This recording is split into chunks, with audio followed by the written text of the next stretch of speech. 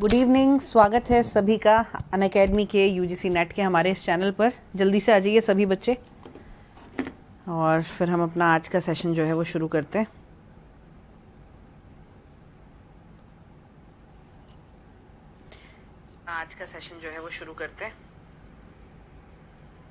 Video को like और share ज़रूर कर दीजिएगा सेशन शुरू करने से पहले। और जैसा कि थंबनेल से आप लोगों को पता चल ही गया होगा कि आज से हमारा कम्युनिकेशन का कोर्स जो है वो स्टार्ट होने वाला है। नोटिफिकेशन मिल गया है, कल आप लोग के साथ शेयर भी कर दिया गया था और यहाँ पर आपको नोटिफिकेशन जो है उसके बारे में अवगत भी करा दिया गया था कि जब नोटिफिकेशन आया था। तो नोटिफिकेशन आ गया है, फॉर्म भर लीजिए। 31 मई जो है वो आखिरी तारीख है फॉर्म फिल करने की। ठीक है, अब उल्टी गिनती शुरू हो चुकी है, जल्दी जल्दी फॉर्म फिल करना है। फॉर्म फिल करने की तारीख की आखिरी तारीख जैसे ही ख़त्म होती है उसके बाद कुछ ही दिन रह जाते हैं आपकी परीक्षा के। ठीक है, 13 जून से आपकी परीक्षा शुरू है, 22 जून तक चलेगी। तो बहुत जल्दी जो है सारा कुछ होने वाला है। अभी रिज़ल्ट आया है आपका पिछले एग्ज़ाम का और अब दूसरा एग्ज़ाम जो है वो सर पे आके खड़ा हो गया है ना। घबराएं नहीं, तैयारी अच्छे से करें, मेहनत से करें, प्रैक्टिस करें, पढ़ें। रिवीजन करना बहुत ज़रूरी है। चलिए, तो इसी के साथ आज का ये सेशन भी हम लोग शुरू करते हैं। कम्युनिकेशन का ये सेशन रहने वाला है। कम्युनिकेशन का पहली यूनिट हम यहाँ पर कवर कर रहे हैं। जो कोर्स है हमारा उसका पहला टॉपिक हम यहाँ पर कवर करेंगे। ठीक है, चलिए, मेरे बारे में आप लोग परिचित नहीं है तो जानकारी दे देती हूँ। ज्योति जोशी मेरा नाम है और करीबन शिक्षण के क्षेत्र में मुझे 10 से अधिक वर्षों का अनुभव मौजूद है। और अनअकैडमी के सब्सक्रिप्शन प्लेटफॉर्म के माध्यम से आप लोग अनअकैडमी की लर्निंग ऐप से जुड़ करके वो कोर्स ज्वाइन कर सकते हैं। वहाँ पर 2 तरीके के कोर्स हैं, प्लस और आइकॉनिक सब्सक्रिप्शन। आइकॉनिक सब्सक्रिप्शन में 2 फीचर्स कुछ और अलग मिल जाते हैं आपको, जो कि है लाइव मेंटोरशिप और डाउट क्लियरिंग सेशन। ठीक है, बाकी दोनों में ही सारे फीचर्स जो हैं वो सेम बने हुए हैं। फी स्ट्रक्चर आप देख सकते हैं, स्क्रीन पे दिया गया है। और इसे ज्वाइन करके आपको कंप्लीट कोर्स मिल रहा है। पेपर 1 और पेपर 2 दोनों का ही कोर्स कंप्लीट मिल रहा है। ठीक है, ये टेस्ट सीरीज़ हर संडे को 28 मई तक होने वाली है। ज्वाइन कीजिए, आपको फ़ायदा ही मिलेगा इससे। ठीक है, और अगर आपके पहले 3 रैंक हैं तो उनके लिए उपहार भी यहाँ पर जो है निश्चित किए गए हैं। आपको अच्छी प्रैक्टिस इसके माध्यम से हो जाएगी। और फिलहाल के लिए यदि आप अनअकैडमी पे कोर्स को ज्वाइन कर रहे हैं पेपर 1 और पेपर 2 के लिए, 6 महीने के साथ 2 महीने का कोर्स जो है वो फ्री मिल रहा है और 12 महीने की फ़ी जो है उसमें भी कुछ डिडक्शन किया गया है। तो अभी फ़िलहाल के लिए 20% डिस्काउंट चल रहा है। रेफरल कोड आपको यहाँ पर दिया गया स्क्रीन में, लाइव जेजे। इस रेफरल कोड को इस्तेमाल करके ये डिस्काउंट आपको मिल जाएगा। ठीक है, तो रेफरल कोड लाइव जेजे ये इस्तेमाल आप करेंगे। चलिए, आ जाते हैं अपने आज के टॉपिक पर। बात करेंगे संचार की, कम्युनिकेशन की। ठीक है, रेडी हैं सभी? बहुत बहुत शुक्रिया, बहुत बहुत धन्यवाद। आप जल्दी से वीडियो को लाइक शेयर कर दीजिए और सारे बच्चे आ जाइए ताकि कोई भी किसी का छूटे नहीं कुछ भी, क्योंकि जब शुरू कर देते हैं बीच में ज्वाइन करते हैं तो उससे थोड़ा सा भ्रम हो जाता है, आधी अधूरी इन्फॉर्मेशन मिलती है। ठीक है, चलिए, जैसे लिंक आप लोगों के पास पहुंच जाता है लिंक के साथ ज्वाइन कर लिया कीजिए। हाँ जी, पहला टॉपिक है कम्युनिकेशन की पहली क्लास है जिसको कि हम आज के सेशन में स्टार्ट कर रहे हैं। तो जब कम्युनिकेशन की इस यूनिट को हम शुरू कर रहे हैं तो सबसे पहले इसी चीज़ पर चर्चा करेंगे कि कम्युनिकेशन है क्या। आप सभी को पता है, संचार, विचारों का आदान प्रदान। थॉट हमारे माइंड में होते हैं, उनको जब हम एक्सप्रेस करते हैं यानी कि अभिव्यक्त करते हैं। अभिव्यक्ति किसी भी तरीके से हो सकती है, मौखिक अभिव्यक्ति भी हो सकती है, लिखित अभिव्यक्ति भी हो सकती है और सांकेतिक अभिव्यक्ति भी हो सकती है ना। तीनों ही तरीके से। ऐसा नहीं है कि जिनको जो बोलने की क्षमता नहीं है जिनके पास, वो अभिव्यक्ति कर ही नहीं सकते, वो भी साइन लैंग्वेज के माध्यम से अभिव्यक्त कर लेते हैं। तो इसलिए यहाँ पर हम कहेंगे संचार क्या है? विचारों को अभिव्यक्त करना, चाहे भाषागत रूप में, लिखित या मौखिक किसी भी रूप में हो सकता है, चाहे सांकेतिक रूप में। ठीक है, तो ये है कम्युनिकेशन, संचार या संप्रेषण। इन अलग अलग शब्दों से हम इसे जानते हैं। कम्युनिकेशन अंग्रेजी में कहते हैं, हिंदी में संचार या फिर संप्रेषण के नाम से हम इसे जानते हैं। कम्युनिकेशन अंग्रेजी का शब्द है। ये अंग्रेजी का शब्द जो कम्युनिकेशन बना हुआ है, ये लैटिन भाषा के शब्द कम्युनिस या फिर कम्युनिकेयर, ये 2 शब्द हैं, ध्यान रखना है। लैटिन भाषा के शब्द से उत्पत्ति हुई है कम्युनिकेशन शब्द की। वो 2 शब्द हैं, कम्युनिस या फिर कम्युनिकेयर। ठीक है, कम्युनिस या फिर कम्युनिकेयर। तात्पर्य क्या है इन शब्दों का? आदान प्रदान। ठीक है, आदान प्रदान, समुदाय या फिर आदान प्रदान। अब यहाँ पर किस चीज़ के आदान प्रदान या किस चीज़ के समुदाय की बात चल रही है, यानी कि लोगों के बीच में विचारों का जो आदान प्रदान हो रहा है यही संचार है। ठीक है, मेन चीज़ आपको इसमें से ये याद रखनी है, कम्युनिकेशन अंग्रेजी का जो शब्द है इसकी उत्पत्ति किस भाषा के शब्द से हुई है, लैटिन भाषा का शब्द है। वो दो शब्द कौन से हैं, कम्युनिस और कम्युनिकेयर। तात्पर्य क्या है, समुदाय या आदान प्रदान। किसका आदान प्रदान, विचारों का आदान प्रदान। किसी भी रूप में हो सकता है, भाषागत रूप में, चाहे वो मौखिक, लिखित या फिर सांकेतिक ही क्यों ना हो। ठीक है, तो सबसे पहले हम इसी पर चर्चा कर लेते हैं और ये स्लाइड के माध्यम से हम इसको थोड़ा सा जानने की कोशिश करेंगे। यहाँ पर यही चीज़ कही गई है कि संप्रेषण का जो अंग्रेजी रूपांतरण है वो कम्युनिकेशन है। ठीक है, कम्युनिकेशन उत्पत्ति लैटिन भाषा के शब्द से हुई है। दो शब्द हैं, कम्युनिस और कम्युनिकेयर। ये दो शब्दों से उत्पत्ति हुई है। कम्युनिस्ट का अर्थ यदि हम लें तो समुदाय कहेंगे, यानी कम्युनिटी, या फिर आदान प्रदान। अब यहाँ पर यही कहा गया, संप्रेषण से इस प्रकार हम क्या समझ रहे हैं कि संप्रेषण दो या दो से अधिक व्यक्तियों के मध्य सूचनाओं, संदेशों, विचारों का आदान प्रदान है, जो लिखित, मौखिक या सांकेतिक हो सकता है, किसी भी रूप में हो सकता है। ठीक है, अब यहाँ पर कहा गया संप्रेषण दो या दो से अधिक व्यक्तियों के मध्य होता है, लेकिन जब आप आगे टाइप करेंगे तो टाइप्स जब आप करते हैं कम्युनिकेशन के टाइप, उसमें एक टाइप आप करते हैं इंट्रापर्सनल कम्युनिकेशन, अंतःव्यक्तिक संचार। यानी कि टाइप में जब हम बांट देते हैं इसे, तो हम कहते हैं हम स्वयं के साथ भी संचार करते हैं। आप एग्री कर रहे हैं या नहीं कि हम स्वयं के साथ भी संचार करते हैं, या फिर आप ये कहेंगे दो या दो से अधिक व्यक्तियों के मध्य ही संचार हो रहा है, अपने आप से हम संचार नहीं करते। स्वयं के साथ संचार किया जा सकता है या नहीं किया जा सकता? कमेंट में आप लोगों के कमेंट का इंतजार है। क्या आप इस बात से सहमत हैं कि आप स्वयं के साथ भी संचार करते हैं,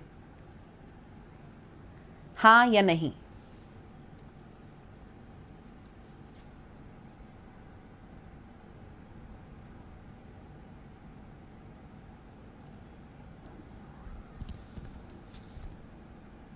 ये क्या हो रहा है, मुझे मेरी क्लास ही नहीं दिख रही है।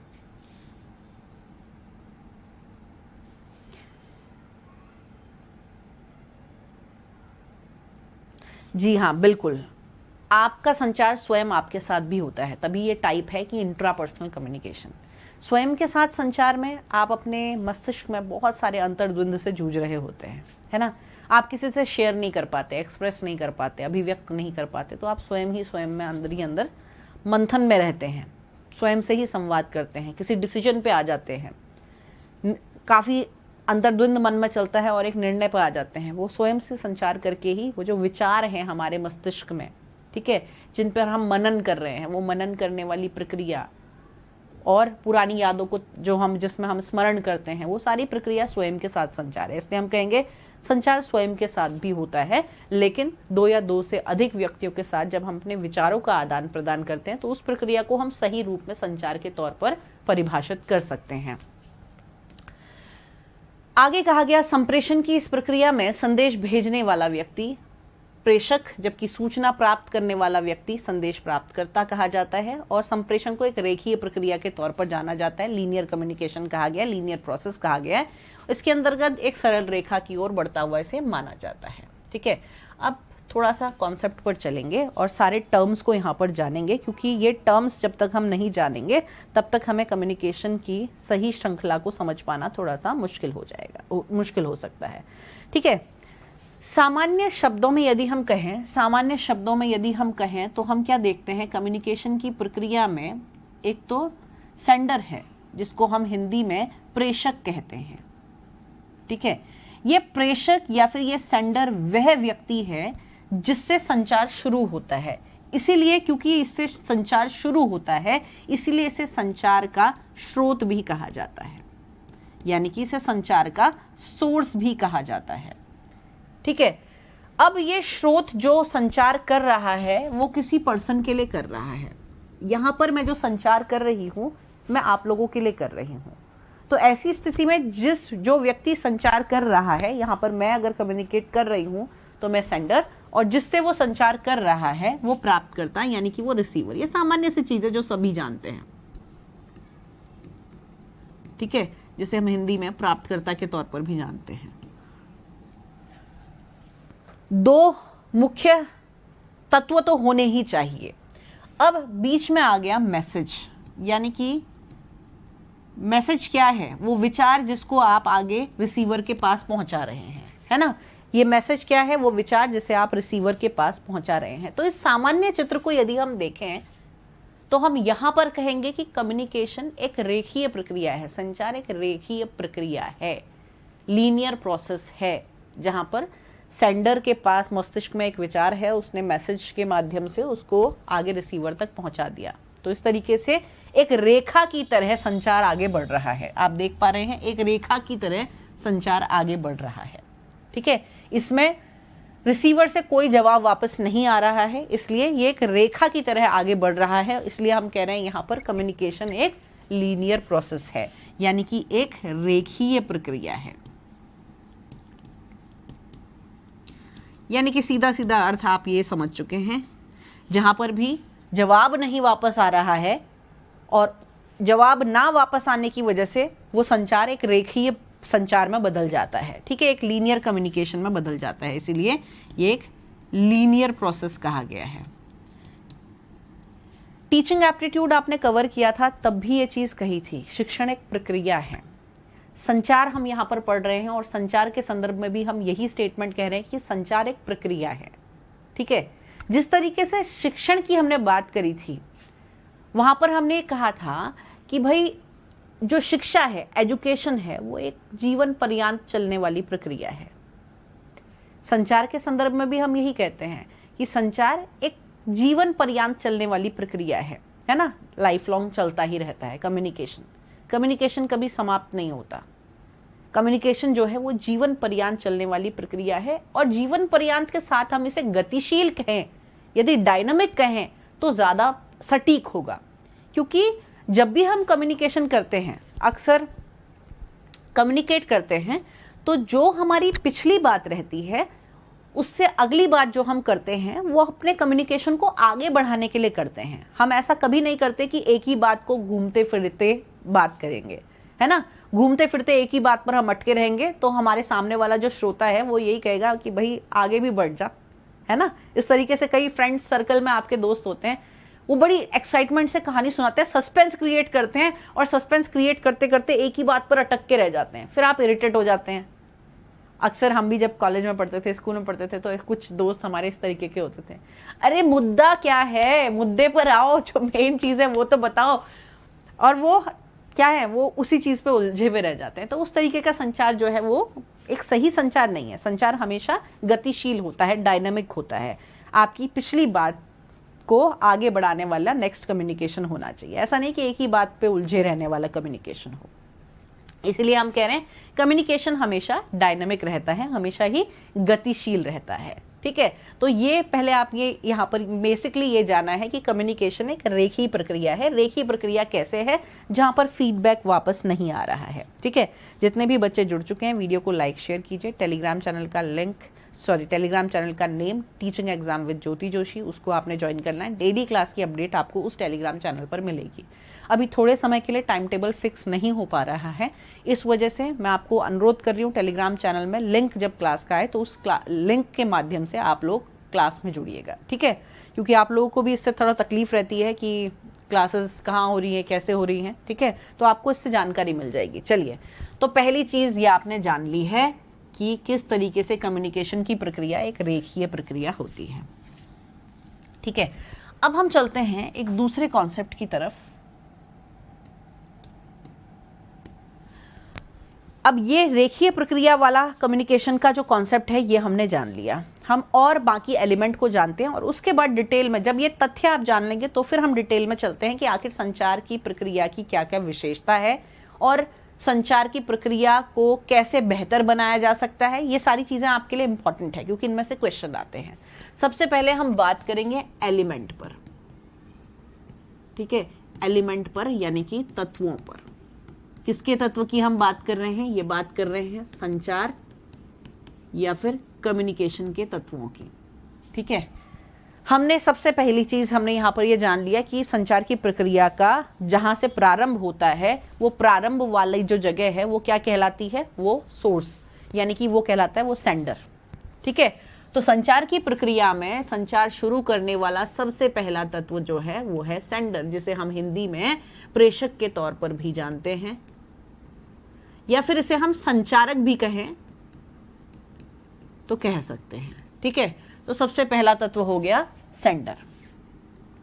इसके बाद जब हम दूसरे तत्व की बात करते हैं तो संचार की प्रक्रिया का दूसरा तत्व है एक चैनल।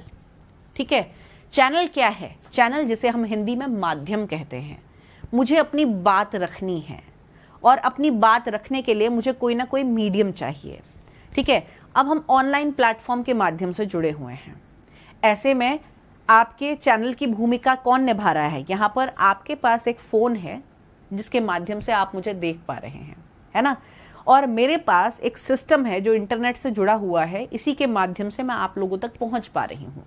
तो ये जो सिस्टम है मेरे साथ, जो आप लोगों से कनेक्ट होने में मुझे हेल्प कर रहा है, और आप लोगों के पास जो मोबाइल फ़ोन है या जो भी आप जिसमें भी देख रहे हैं, लैपटॉप है, टैबलेट है, जिसमें भी आप देख रहे हैं, वो क्या है? वो एक चैनल है, वो एक माध्यम है। इसलिए कम्युनिकेशन के लिए हमेशा एक चैनल की आवश्यकता होती है। इसलिए हम कहेंगे सेकेंड एलिमेंट जो है किसी भी संचार का वो चैनल है, या फिर उसे हिंदी में यदि हम कहें तो वो माध्यम है। ठीक है, मीडियम भी इसे अंग्रेजी में कहा जाता है। तो सेकेंड एलिमेंट के तौर पर आप इसे जानते हैं, फर्स्ट एलिमेंट, सेकेंड एलिमेंट।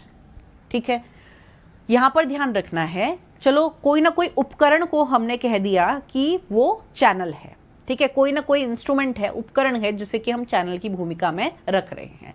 लेकिन अगर आप मेरे सामने उपस्थित हैं और हमारा प्रत्यक्ष संचार है, आमने सामने का संचार है, प्रत्यक्ष संचार है, तो ऐसी स्थिति में चैनल कहाँ से आएगा? आपने कहा कि ये दूसरा एलिमेंट है कम्युनिकेशन का।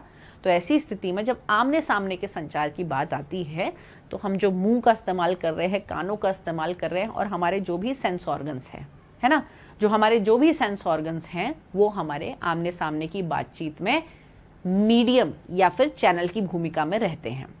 ठीक है, हमारी इंद्रियां आमने सामने के संचार में चैनल की भूमिका में रहती हैं। और जब हम बात कर रहे हैं कि अगर अदर टाइप का कम्युनिकेशन है, चाहे हम फ़ोन से बात कर रहे हैं, चाहे मैंने कोई ईमेल भेज दिया, तो वहाँ पर मीडियम या फिर चैनल कोई अलग अलग चीज़ें हो सकती हैं। लेकिन आमने सामने के संचार में हमारी इंद्रियां जो है वो एक चैनल की भूमिका में, एक मीडियम की भूमिका में रहती हैं। ठीक है, इसीलिए हम इसे सेकेंड एलिमेंट के तौर पर भी रखते हैं। अब इस चैनल के माध्यम से हम क्या कर रहे हैं? इस चैनल के माध्यम से हम एक संदेश, एक मैसेज जो है वो आगे हस्तांतरित कर रहे हैं। इसलिए अगला जो हमारा तत्व है वो हमारा संदेश आ जाता है। ठीक है, संदेश। अब हमने कुछ PYQ किए थे, तब भी मैंने ये चीज़ आपको बताई थी कि चैनल और संदेश ये दो ऐसे तत्व हैं जिनकी हम हेरफेर कर सकते हैं। यानी कि मैसेज पहले भी आ सकता है, चैनल बाद में भी जा सकता है, और इस क्रम में रखना चाहे तो इस क्रम में भी हम रख सकते हैं। लेकिन जो पहली प्राथमिकता हमने चुननी है, क्योंकि UGC नेट के जितने भी क्वेश्चन इस तरीके से आए हैं, सही क्रम में लगाइए, उन क्वेश्चनों में अक्सर यही कहा गया है कि भाई सही क्रम, प्राथमिकता पहली चुननी है तो पहले हम चैनल को रखेंगे, फिर मैसेज को रखेंगे। लेकिन यदि ये विकल्प नहीं है और हमें पहले मैसेज दिया है फिर चैनल दिया हुआ है, तो हमने वो विकल्प जो है वो चुन लेना है। ठीक है, चलिए, तो यहाँ पर पहले एलिमेंट हो गया सेंडर, दूसरा एलिमेंट हो गया चैनल, और तीसरा एलिमेंट हो गया मैसेज। अब ये मैसेज पहुंच गया किसके पास? ये मैसेज पहुंच गया हमारे रिसीवर के पास। रिसीवर कौन है? हमारा प्राप्तकर्ता। ओहो क्या हो गया? ये तो गायब हो गया सारा। ठीक है, ये हो गया गायब। किसी चीज़ में क्लिक हो जाए तो गड़बड़ हो जाती है। तो हमने यहाँ पर कहा, अंग्रेजी में ही मैं लिख देती हूँ, सेंडर, और उसके बाद चैनल, उसके बाद आ गया मैसेज, और उसके बाद हम चले किसके पास? रिसीवर के पास। ठीक है, ये हमारा अगला एलिमेंट हो गया। तो इस तरीके से ये क्रम आपको ध्यान में रखते हुए चलना है, क्या सही क्रम रहेगा। अब ये रेखीय प्रक्रिया है अभी तक, क्योंकि यहाँ पर फीडबैक उपस्थित नहीं है, तो कम्युनिकेशन एक रेखीय प्रक्रिया है। लेकिन जब हम अगले स्टेप पर यदि चल दें और इसी में फीडबैक यानी कि प्रतिपुष्टि को शामिल कर दें, तो प्रतिपुष्टि के शामिल होते ही कम्युनिकेशन का स्वरूप, संचार का, संप्रेषण का स्वरूप बदल जाएगा। अब ये प्रक्रिया रेखीय नहीं रह गई, जैसे ही ये तत्व जुड़ गया, फीडबैक यानी प्रतिपुष्टि, ये तत्व जुड़ गया तो कम्युनिकेशन हो गया किस तरीके का, सर्कुलर। ठीक है, किस तरीके का हो गया, सर्कुलर कम्युनिकेशन, यानी कि इसे हम वृत्ताकार संचार के तौर पर जानते हैं। ठीक है, अब कैसे कहेंगे कि फीडबैक के जुड़ जाने से कम्युनिकेशन जो है वो वृत्ताकार हो गया। मैंने आपसे कुछ बात कही और आपने मेरी बात के जवाब में मुझे कोई प्रत्युत्तर दिया, फिर इस तरीके की बात की श्रृंखला जो है वो निरंतर चलती रही। मैंने आपसे कुछ कहा, आपने मुझसे कुछ कहा, फिर मैंने आपसे कुछ कहा, और हमारी इस तरीके से अच्छा कम्युनिकेशन चल रहा है। तो कम्युनिकेशन कैसा हो गया, सर्कुलर हो गया। ज्यादा बेहतर टाइप का कम्युनिकेशन कौन सा है, ज्यादा डेमोक्रेटिक टाइप का कम्युनिकेशन किसे आप कहेंगे, लीनियर कम्युनिकेशन को आप डेमोक्रेटिक टाइप का कम्युनिकेशन कह रहे हैं, या फिर सर्कुलर कम्युनिकेशन को? आपको यह बताना है कि इन दोनों में से लोकतांत्रिक प्रकार का संचार कौन सा है, सर्कुलर वृत्ताकार प्रकार का या फिर रेखीय प्रकार का? आपको यह बताना है दोनों में से लोकतांत्रिक प्रकार का संचार कौन सा है। अगर ये क्वेश्चन आता है कि दोनों में से, या विकल्प और भी 4 आपके विकल्प आते हैं, उनमें से एक चुनना होता है, अन्य विकल्प भी आए हैं और मुख्यतः मैं यहाँ पर 2 ही को ले रही हूँ, सर्कुलर या फिर लीनियर, इन दोनों में से आपको बताना है कि कौन सा लोकतांत्रिक प्रकार का संचार है। कमेंट सेक्शन में बताएंगे लोकतांत्रिक प्रकार का संचार आप किसे कहेंगे। जितने भी बच्चे हमारे बीच में जुड़े हुए हैं, आंसर करना है।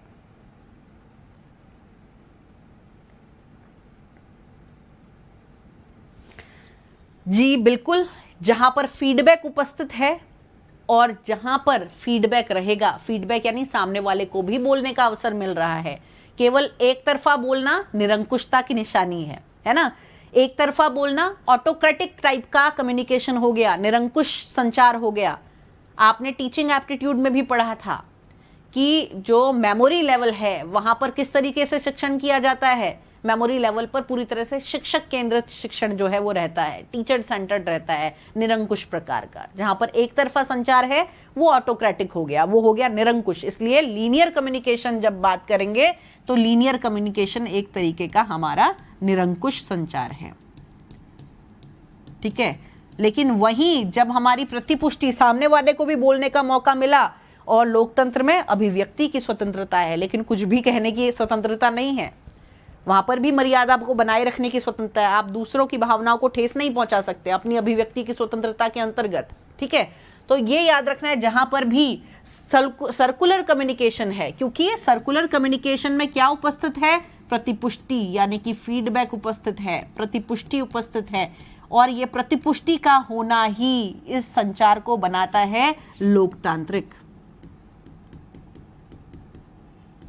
तो यहां पर ये एक क्वेश्चन और आपका कवर हो गया कि कौन से टाइप का कम्युनिकेशन डेमोक्रेटिक टाइप का संचार है। ठीक है, और यदि हम कहें लीनियर कम्युनिकेशन, तो लीनियर कम्युनिकेशन किस प्रकार के संचार के अंदर आया। ठीक है, एलिमेंट्स आपने देख लिए, सही क्रम में लगाना आपको समझ आ गया कि किस तरीके से सही क्रम में लगा सकते हैं। दूसरी चीज आपको ये ध्यान में रखनी है, मैंने आपको बताया कि आप इंटरचेंज भी कर सकते हैं। पहली प्राथमिकता सही क्रम में लगाने की आप इसको देंगे। ठीक है, फर्स्ट ऑप्शन आपने इसी को चुनना है, फर्स्ट ऑप्शन इसी को चुनना है। लेकिन यदि ये ऑप्शन नहीं है और सेकंड ऑप्शन चुनना है तो आप किसे चुनेंगे, सही क्रम में लगाइए। तो आपने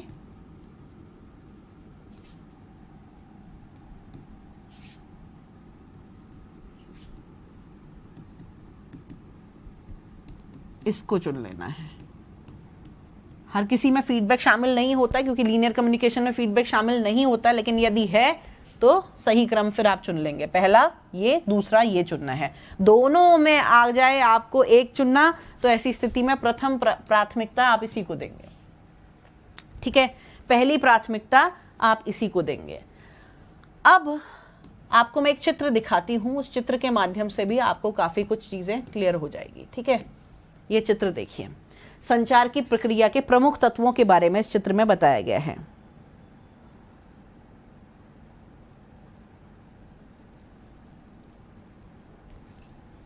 ठीक है, अब ये देखिए, इस चित्र में क्या कहा गया, दो व्यक्ति हैं, सेंडर और रिसीवर। ठीक है, दो व्यक्ति हैं, एक तरफ आपको नजर आ रहा है सेंडर और एक तरफ नजर आ रहा है रिसीवर। ठीक है, बीच में ये दिखाई दे रहे हैं चैनल, चैनल के लिए कुछ भी दिखाया है, फोन, वाईफाई, आप मैसेज, टेक्स्ट जो होता है, आपका ईमेल। ठीक है, और ये सारी चीजें आपका चैनल की भूमिका में यहाँ पर रखा गया है। अब यहाँ पर देखिए, कम्युनिकेशन की प्रक्रिया में चैनल के माध्यम से हम एक मैसेज भेज रहे हैं, फीडबैक वापस जा रहा है और फिर से ये प्रक्रिया निरंतर चल रही है। तो ये कैसे सर्कुलर बन गया, है ना, सर्कुलर बन गया। यदि हम इसको छुपा दें, फीडबैक को हटा दें, तो ऐसी प्रक्रिया में ये लीनियर कम्युनिकेशन बन गया। ठीक है, अब यहाँ पर दो चीजें और जुड़ गई हैं, वो है एनकोड और डिकोड। ठीक है, दो चीजें और जुड़ गई हैं जो कि है एनकोड और डिकोड। अब जब हम बात करते हैं कम्युनिकेशन की प्रक्रिया में एनकोड से क्या तात्पर्य है, तो एनकोड या फिर एनकोडिंग या फिर एनकोडर, ये टर्म जो है ये अलग अलग टर्म है, किस चीज के लिए इस्तेमाल किया जाता है। हम बात करेंगे एनकोड करना या फिर एनकोडिंग करना। ठीक है, एनकोडिंग यानी हम सबके मन में कोई विचार हैं, हम सबके मनों में कोई ना कोई विचार हैं, चाहे वो हम अपने आप से बातचीत कर रहे हों चाहे किसी और से कर रहे हों, है ना। हम सबके मन में और विचार इतने होते हैं कि सोते समय भी आपको वो विचार चैन से सोने नहीं देते, है ना। हमारे मन में कुछ नहीं है सिर्फ विचार करने के सिवा। बहुत कम ऐसे प्रतिभाशाली लोग ही होंगे जिनका मेडिटेशन में मन लग पाता है, और जो जिनका मेडिटेशन में मन लग पाता है मतलब उनका अपने विचारों पर पूरी तरह से नियंत्रण है।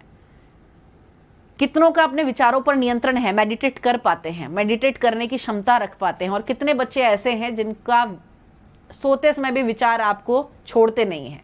अब यहाँ पर कमेंट सेक्शन में आप देख लीजिए कि अक्सर हम लोग, और मैं भी उनमें से एक हूँ, जिससे ये लगता है कि मेरा दिमाग कभी शांत क्यों नहीं होता, इतने थॉट्स कैसे रहते हैं दिमाग में, हर समय दिमाग कुछ ना कुछ सोचता रहता है। यहाँ तक कि जब हम वॉशरूम में होते हैं उस समय भी हमारा दिमाग जो है वो कुछ ना कुछ थॉट्स में ही रहता है। बेड पर जाते हुए भी कुछ ना कुछ थॉट्स ही रहते हैं, और उन थॉट्स के साथ ही हमें नींद आ जाती है। तो आप में से कमेंट सेक्शन में मुझे बताइए कितने लोग ऐसे हैं, कितने स्टूडेंट्स ऐसे हैं जिनका माइंड थॉटलेस रहता है किसी ना किसी क्षण। मेडिटेट करते हुए आप थॉटलेस हो सकते हैं आसानी से, या फिर कितने ऐसे हैं जो कि कभी भी ऐसा नहीं होता सोने के अलावा जब वो थॉटलेस हों। कमेंट सेक्शन में आप सभी इससे अंदाजा लगा सकते हैं कि कितने विचार हम सब के मस्तिष्क में लगातार निरंतर जो है वो घूमते ही रहते हैं। ठीक है, अब इन विचारों को, आइडियाज सबके दिमाग में है, इन विचारों को भाषागत रूप देने की जो प्रक्रिया कहलाती है, यानी लैंग्वेज का फॉर्म देना, आइडियाज को लैंग्वेज का फॉर्म देना, ये प्रक्रिया कहलाती है एनकोडिंग। एनकोड करना, विचारों को भाषा में एनकोड करना। ठीक है, तो यहां पर हम क्या कहेंगे, एनकोड करना क्या है, विचार यानी कि आइडियाज को लैंग्वेज की फॉर्म देना, विचारों को भाषागत रूप देना।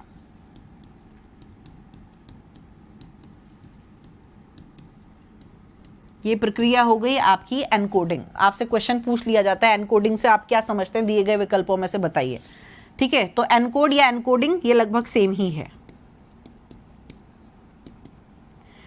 एनकोडिंग करने की प्रक्रिया कौन करता है, कम्युनिकेशन के प्रोसेस में जो सेंडर है, ठीक है, जो सेंडर है उसी का कार्य है कि वो विचार को भाषागत रूप देगा।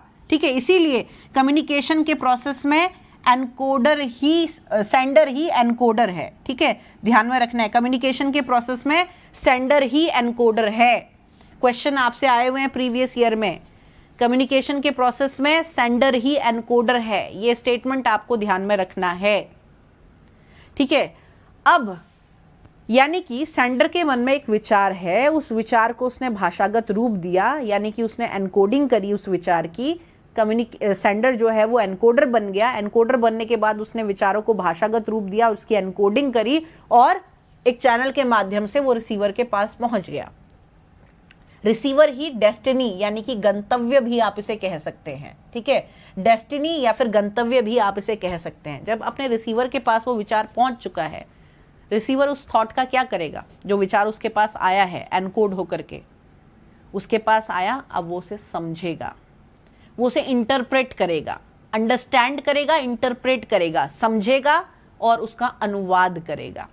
ठीक है, समझेगा और उसका अनुवाद करेगा। तो यानी कि समझना और अनुवाद करने की जो प्रक्रिया है वो आपकी डिकोडिंग की प्रक्रिया है। ठीक है, डिकोडिंग से आप क्या समझते हैं, तो आप यहां पर कहेंगे समझना, अंडरस्टैंड करना और इंटरप्रेट करना यानी अनुवाद करना, ये प्रक्रिया डिकोडिंग की प्रक्रिया है। मैसेज कोई मिलता है, जिस उस मैसेज को हम समझने की कोशिश करते हैं, उसका अनुवाद करते हैं, तो ये हमारी डिकोडिंग की प्रक्रिया है। ठीक है, क्वेश्चन आपसे पूछा गया है कम्युनिकेशन के प्रोसेस में जब एनकोडर डिकोडर की भूमिका में होता है, ठीक है, इनकी भूमिका का आदान प्रदान होता है एनकोडर डिकोडर की, तो ऐसी स्थिति में किस प्रकार का संचार होगा, आप बताएंगे कमेंट सेक्शन में किस प्रकार का संचार होगा। कम्युनिकेशन की प्रक्रिया में जब आप एनकोडर डिकोडर की भूमिकाओं की अदला बदली करेंगे तो वो किस प्रकार का संचार है। इसके बाद एक और क्वेश्चन मैं आपसे पूछती हूं, रीडिंग पढ़ना,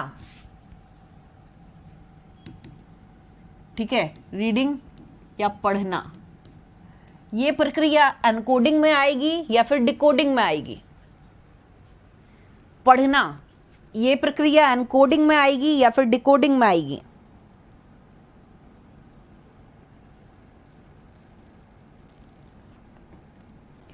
पढ़ना जो है, रीड करना, ये प्रक्रिया एनकोडिंग में आएगी या फिर डिकोडिंग में आएगी। एनकोडर का काम है पढ़ना या फिर डिकोडर का काम है पढ़ना। पढ़ने की जो प्रक्रिया है, कमेंट्स मेरे पास लेट पहुंच रहे हैं, दिक्कत ये रहती है। पढ़ने की जो प्रक्रिया है वो एनकोडिंग में आएगी या फिर डिकोडिंग में आएगी। पढ़ने का काम किसका है, पढ़ने का काम हमारे डिकोडर का है। ठीक है, डिकोडर का है, और पढ़ने की जो प्रक्रिया है वो डिकोडिंग की प्रक्रिया है। ठीक है, डिकोडर का काम है रीडिंग का, और डिकोडिंग जो है वो पढ़ना जो है वो डिकोडिंग के अंदर आता है। ठीक है, क्योंकि पढ़ते हैं आप, पढ़ के उसको समझने की कोशिश करते हैं, तो ये प्रक्रिया डिकोडिंग की है। वहीं जब हम बात करेंगे राइटिंग की, लिखने की प्रक्रिया की, ठीक है, लिखना, ये किसके अंदर आ गया, एनकोडिंग या डिकोडिंग। लिखना किसके अंदर आ गया, एनकोडिंग या फिर डिकोडिंग। जिस तरीके से पढ़ना डिकोडिंग करना आ गया, वैसे ही लिखना आपका आ गया एनकोडिंग में। ठीक है, एनकोडिंग, विचारों को भाषागत रूप दे रहे हैं, लिखित भाषा का ही रूप दे रहे चाहे। ठीक है, तो ये काम किसका है, ये काम है एनकोडर का। एनकोडर और डिकोडर, ये दो शब्दों से आपको परिचित होना है। कम्युनिकेशन के प्रोसेस में कुछ चीजें हैं जो आपको ध्यान में रखनी है। ठीक है, सबसे पहली चीज आपको ध्यान रखनी है, कम्युनिकेशन की प्रक्रिया में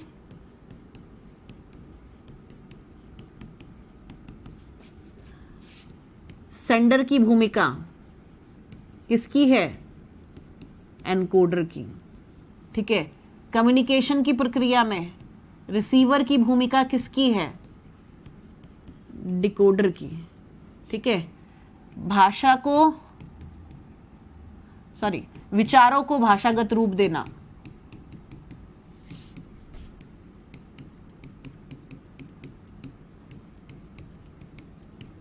ये क्या है, विचारों को भाषागत रूप देना, एनकोडिंग। समझना या फिर अनुवाद करना, ये क्या है, डिकोडिंग। ठीक है, ये कुछ चीजें हैं जो आपको ध्यान में रखनी है। कम्युनिकेशन कब सर्कुलर बनता है, कम्युनिकेशन कब सर्कुलर बनता है, यानी कि कब वृत्ताकार बनता है।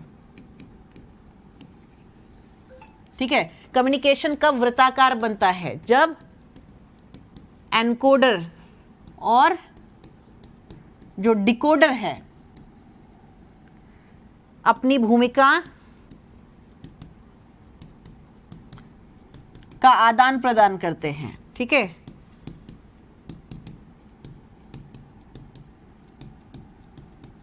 ये चीजें आपको ध्यान में रखते हुए चलनी, क्योंकि इनमें से क्वेश्चन आ जाते हैं। ठीक है, चलिए, उम्मीद करती हूँ ये चीज़ें क्लियर हुई होगी। अब इन तथ्यों की तरफ थोड़ा बारीकी से चलते हैं और एक एक पहलू पर थोड़ा सा चर्चा कर लेते हैं, ठीक है। हाँ जी, चलिए, ये प्रक्रिया दिखाई है किस तरीके से कम्युनिकेशन की प्रक्रिया जो है वो लीनियर प्रोसेस में बन जाता है। लेकिन लीनियर प्रोसेस में ध्यान रखना है, टेलीफोन संचार, क्वेश्चन आया भी हुआ है प्रीवियस ईयर में, जो टेलीफोन का संचार है जिसमें आप टेलीफोन के माध्यम से बातचीत करते हैं, ऊपर स्टेटमेंट दी हुई है, टेलीफोन के माध्यम से बातचीत करना ये रेखीय संचार का उदाहरण है। जैसे ए कोई संदेश भेज रहा है और बी उसे ग्रहण कर रहा है, ठीक है। टेलीफोन कम्युनिकेशन एक ऐसा कम्युनिकेशन है जो एक अपवाद के तौर पर हम ले लेते हैं, ये लीनियर कम्युनिकेशन का उदाहरण है, ठीक है। चलिए, अब बात कर लेते हैं संचार के तत्वों की। तो यहाँ पर स्टेटमेंट जो दी गई हैं उन पर एक एक स्टेटमेंट पर विचार करेंगे, क्योंकि फीचर, जब अच्छे संचार के गुण पूछे जाते हैं, स्टेटमेंट दी जाती है, कहा जाता है इन स्टेटमेंट्स में से सही कोड का चयन कीजिए, तब आपके ये स्टेटमेंट से क्वेश्चन आ जाते हैं। तो यहाँ पे देखेंगे, संचार लोगों के साथ सूचना और विचारों को साझा करने की प्रक्रिया है। संचार प्रक्रिया एक स्थिर घटना के बजाय गतिशील है। ये स्टेटमेंट बहुत इंपॉर्टेंट है कि कम्युनिकेशन हमेशा डायनामिक होता है, ठीक है, गतिशील होता है। कैसे होता है, हमारी पिछली बात से आगे बढ़ने वाली नेक्स्ट बातें होती हैं, ठीक है। इस तरह संचार की प्रक्रिया को निरंतर और गतिशील अंतःक्रिया, इंटरेक्शन जो है वो माना जाना चाहिए।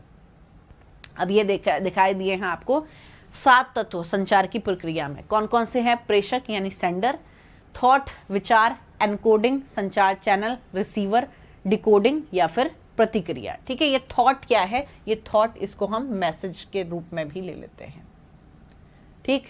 सेंडर, अब ये क्रम जो है वो मैंने आपको पहले डिस्कस कर दिया है, ये इसी तरीके से खाली ऐसे ही लगे हुए, ठीक है। प्रेषक, विचार, एनकोडिंग संचार चैनल, रिसीवर, डिकोडिंग और प्रतिक्रिया, ठीक है, यानी कि फीडबैक या प्रतिपुष्टि भी आप इसे कहते हैं, ठीक है। चलिए, एक एक चीजों को हम देख लेते हैं, ये तो हमने डिस्कस कर ही लिया था। सबसे पहले बात की गई है प्रेषक की, यानी कि जो शुरुआत कर रहा है कम्युनिकेशन की। तो संचार की प्रक्रिया प्रेषक के साथ शुरू होती है, इसे संचारक या स्रोत भी कहा जाता है। स्रोत एक ऐसा व्यक्ति है जो अपने संदेश, विचार और भावनाओं को प्रकट करता है। बिना स्रोतों के संचार की प्रक्रिया की कोई अवधारणा नहीं है, यानी कि जब तक आपके पास ये सेंडर या सोर्स ना हो, कम्युनिकेशन स्टार्ट नहीं हो सकता। स्रोत डेटा उत्पन्न करता है, ये स्टेटमेंट देख लेंगे, स्रोत डेटा उत्पन्न करता है, ठीक है। स्रोत वह व्यक्ति है जो संदेश दे रहा है। स्रोत को प्रेषक या एनकोडर, ध्यान रखें, स्रोत को प्रेषक यानी कि सोर्स को सेंडर और एनकोडर के रूप में भी आप संदर्भित करते हैं। स्रोत संदेश और इसे भेजने के लिए सबसे प्रभावी तरीका तय करता है। स्रोत यह तय करता है कि क्या संदेश को एक व्यक्ति, एक पत्र, एक ईमेल या संचार के किसी अन्य रूप में वितरित किया जाना चाहिए। अगला एलिमेंट जिसे हम कह रहे हैं मैसेज, आइडिया या विचार, ठीक है। ये क्या है? संदेश एक जानकारी है जिसे हम दूसरे तक साझा करना चाहते हैं। संदेश संचार का विषय है, यानी कि सब्जेक्ट मैटर जिस पर बातचीत हो रही है, ठीक है। संदेश एक आदेश भी हो सकता है, एक सुझाव भी हो सकता है, राय भी हो सकती है, किसी की भावना भी हो सकती है, किसी के दृष्टिकोण भी हो सकते हैं, हो सकता है किसी के विचार हों, ठीक है। संदेश कई रूपों में हो सकता है। संदेश केवल जानकारी है जिस पर संवाद किया जा रहा है, ठीक है। यानी कि एक तरीके से हम इस संदेश को पटकथा कह सकते हैं, स्क्रिप्ट जिस पर बातचीत हो रही है, ठीक है। चलिए, एनकोडिंग सांकेतिकरण की प्रक्रिया क्या है? एनकोडिंग एक ऐसी प्रक्रिया है जिसके साथ संचार का विषय भाषा में परिवर्तित होता है जो दूसरी पार्टी द्वारा समझा जा सकता है। एनकोडिंग प्रक्रिया के माध्यम से विभिन्न प्रकार की लिखित शब्दों और गैर मौखिक तरीके जैसे प्रतीकों, संकेतों, बॉडी लैंग्वेज, बॉडी जेस्चर का उपयोग किया जाता है। महान एनकोडर जानते हैं कि अपने संदेश को इस तरीके से कैसे वितरित किया जाए कि लक्षित दर्शक उसे आसानी से समझ सकें, ठीक है। यानी कि जब भी विचारों को भाषागत रूप में प्रस्तुत करें तो ये ध्यान में रखिए कि जो श्रोता है, जो उस मैसेज को प्राप्त करने वाला है, वो उस मैसेज को आसानी से समझ पाए, ठीक है। इस तरीके से आप उस भाषागत रूप देंगे। अब ऐसे में बहुत सारी चीज़ों को आपने ध्यान में रखना होगा। सबसे पहले जो श्रोता हैं उनकी शैक्षिक पृष्ठभूमि को ध्यान में रखना है।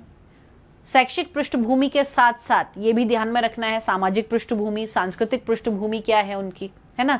जब आप ये सारी चीज़ों को ध्यान में रखेंगे, उनके मानसिक धरातल को आप ध्यान में रखेंगे, ये सोच समझ करके आप बात करेंगे तो आप उनसे आसानी से कनेक्ट हो पाएंगे, ठीक है। अक्सर जो हमारे लीडर्स होते हैं वो लीडर्स अपने चुनाव प्रचार के लिए विभिन्न क्षेत्रों में भ्रमण करते हैं, गांव के इलाकों में जाते हैं, आम ग्राम वासियों से मिलते हैं वहां पर जाकर के और उनसे कनेक्ट करते हैं। तो एनकोडिंग की प्रक्रिया यही है। एनकोडिंग जब भी करो तो आपको कनेक्ट करने का जो क्षमता है वो आपके अंदर होनी चाहिए, यानी विचारों को इस तरीके से भाषागत रूप दीजिए कि जो श्रोता है या फिर दर्शक है आपसे आसानी से कनेक्ट हो सके।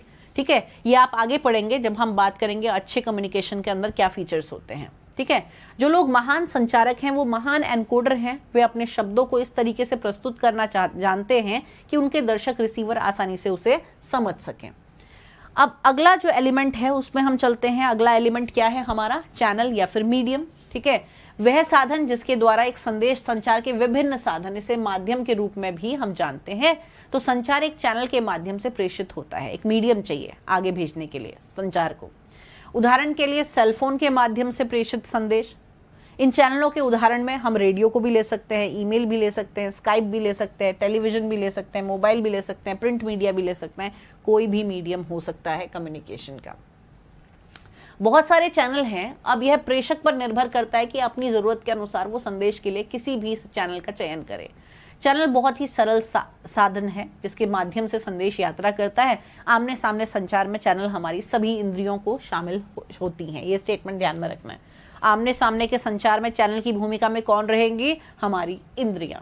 ठीक है, इसलिए चैनल वह है जो हमें देखते हैं, जिसे हम देखते हैं, सुनते हैं, स्पर्श करते हैं या फिर गंध करते हैं।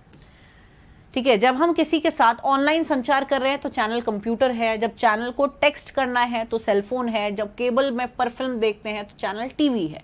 तो ये विभिन्न चैनल क्या क्या है ये आपको क्लियर हो गया। अगले एलिमेंट की तरफ चलते हैं जो कि है डेस्टिनी या डेस्टिनेशन या फिर रिसीवर या गंतव्य या प्राप्तकर्ता भी हम इसे कहते हैं। तो कहा गया संदेश का प्राप्तकर्ता रिसीवर, पाठक, श्रोता, दर्शक कोई भी हो सकता है। जिस व्यक्ति को संदेश भेजा जाता है उसे रिसीवर कहा जाता है। यह रिसीवर है जो वांछित उद्देश्यों को प्राप्त करने में संदेश को सर्वोत्तम तरीके से समझने में कोशिश करता है। रिसीवर को डिकोडर के रूप में भी आप जानते हैं। संदेश को डिकोड करने या उसकी व्याख्या करने के लिए रिसीवर जिम्मेदार होता है। अगला एलिमेंट डिकोडिंग की हम बात करते हैं। डिकोडिंग यानी समझना या अनुवाद करना। तो संचारक से प्राप्त संदेश का प्राप्त करने वाले व्यक्ति इस तरीके से रूपांतरित करने की कोशिश करें कि वे अपनी पूरी समझ से इसका अर्थ निकाल सकें। ठीक है, डिकोडिंग रिसीवर की प्रक्रिया है। पढ़ना, रीड करना और सुनना संदेश को डिकोड करने का एक हिस्सा है। ठीक है, एग्जाम्पल याद रखने हैं आपने, एनकोडिंग के एग्जाम्पल और डिकोडिंग के एग्जाम्पल। ठीक है, पढ़ना और सुनना ये डिकोड करने का ही हिस्सा बताया गया है यहाँ पे। आगे चलते हैं। यदि डिकोडर संदेश को नहीं समझता तो ये इसे खराब तरीके से संप्रेषित किया गया है। संचार प्रक्रिया की सफलता इस पर निर्भर करती है कि जब रिसीवर ठीक उसी तरीके से संदेश प्राप्त करता है जिसमें प्रेषक रिसीवर को भेजता है। बहुत जरूरी स्टेटमेंट है और बहुत इंपॉर्टेंट स्टेटमेंट भी है। कई बार कम्युनिकेशन की प्रक्रिया में क्या होता है, हम कहते कुछ हैं और रिसीवर उसका अर्थ कुछ और ले लेता है। और अक्सर इस तरीके की जो भ्रांति है वो बहुत ज़्यादा होती है। और कुछ लोग इस तरीके के होते भी हैं जिनसे आप कहो कुछ और वो उसका मीनिंग कुछ और ले लेते हैं, फिर आपका दिमाग खराब हो जाता है ना। तो हम क्या करें ऐसी स्थिति में? सबसे पहले अपना कम्युनिकेशन इम्प्रूव करें। अपनी एनकोडिंग की जो प्रक्रिया है उसको इम्प्रूव करिए। ठीक है, तो ऐसी स्थिति में एनकोडिंग करते हुए आपको बहुत सारे पहलुओं को ध्यान में रखना होगा। क्या क्या पहलू हैं जिन्हें आपको ध्यान में रखना होगा? एक तो आपकी लैंग्वेज मैच खानी चाहिए जिससे भी आप कम्युनिकेशन कर रहे हैं। भाषा जो है वो समान होनी चाहिए। कई बार हम ग्रामीण वासियों से बात कर रहे हैं और वो अंग्रेजी माध्यम से नहीं पढ़े लिखे हैं, तो ऐसी स्थिति में आप उनसे जाकर के अंग्रेजी में बात कर रहे हैं, या फिर हम जैसे हिंदी माध्यम के बच्चों से आप अंग्रेजी में बात कर रहे हैं। हालांकि अब अंग्रेजी को समझ पाना सबके लिए बहुत आसान हो गया क्योंकि मीडिया के इतने सारे साधन हैं और हर जगह अंग्रेजी फिल्में देखने का एक ट्रेंड सा है। स्पोर्ट्स आपके अंग्रेजी में होते हैं तो समझ आ जाता है। लेकिन फिर भी अगर जो अंग्रेजी नहीं जानता है उससे आप अंग्रेजी में बातचीत करेंगे तो उसके लिए समझना बहुत मुश्किल हो जाएगा, है ना। तो यही चीज़ है कि यहाँ पर आपको रिसीवर को ध्यान में रखते हुए कम्युनिकेट करना है। डिकोडिंग नहीं ठीक से हो पा रही मतलब एनकोडिंग में कोई ना कोई कमी रही है, तभी उसको ठीक मैसेज को उसको ठीक तरीके से समझा नहीं जा रहा है। ठीक है, चलिए अगला हम बात करेंगे प्रतिक्रिया की। तो प्रतिक्रिया लास्ट एलिमेंट है, जिसे हम फीडबैक के नाम से भी जानते हैं, यानी प्रतिपुष्टि। सामने वाले का, रिसीवर का जब जवाब आपको मिल जाता है तो इसी को आप प्रतिपुष्टि के तौर पर जानते हैं। ठीक है, और ये यहां पर हम अंतिम एलिमेंट इसको मान करके चल रहे हैं। ठीक है, प्रतिक्रिया रिसीवर द्वारा दी गई प्रतिक्रिया है, यह प्रभावी संचार की प्रक्रिया में भी महत्वपूर्ण है। रिसीवर बदले में प्रेषक को जवाब देता है, समझ का संकेत देता है। ठीक है, अब हम चलते हैं, ये तो हमने पढ़ लिया तत्व कौन कौन से हैं। अब हम चलते हैं 7C के कॉन्सेप्ट पर। ये 7C का कॉन्सेप्ट क्या है? संचार को प्रभावी बनाने के लिए ये 7C हैं जिन्हें हमें ध्यान में रखना है। मैं साइड हो जाती हूँ और आपने इसका स्क्रीनशॉट ले लेना है और इस चित्र को एक बार ध्यान से देख लेना है। ठीक है,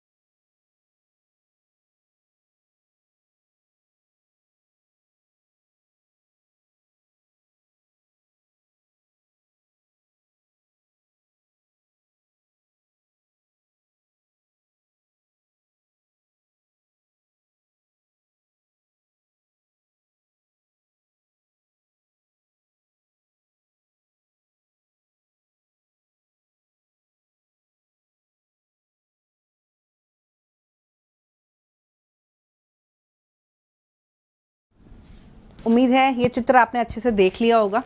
ठीक है, चलिए अब इस चित्र पर चर्चा करते हैं।